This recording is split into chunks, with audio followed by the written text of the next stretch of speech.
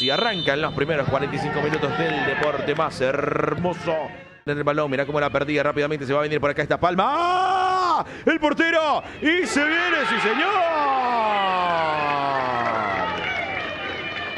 ¡Gol!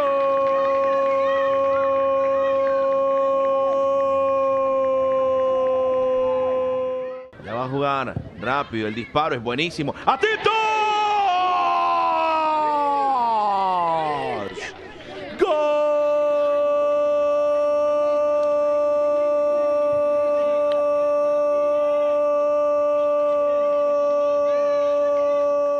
Centro es buenísimo, la baja, el disparo, el portero. Viene el apoyo, ese era Jean Parrales, cuidado. Gol.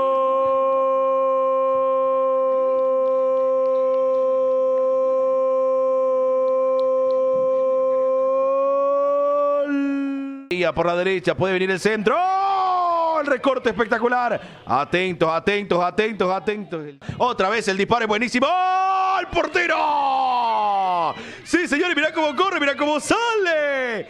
Hace el recorte, otro recorte más, lo hace perfecto. El pase que le terminaba. Ya arrancan los segundos 45 minutos de este partido hermoso. Jornada número 4. Tercero, lo están buscando. ¡El disparo!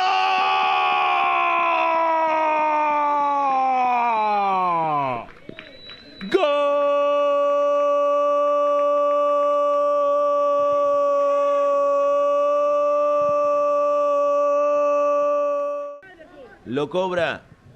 Se puede venir el gol. Se puede venir el gol. Sí, señor. Se puede venir. ¡Gol!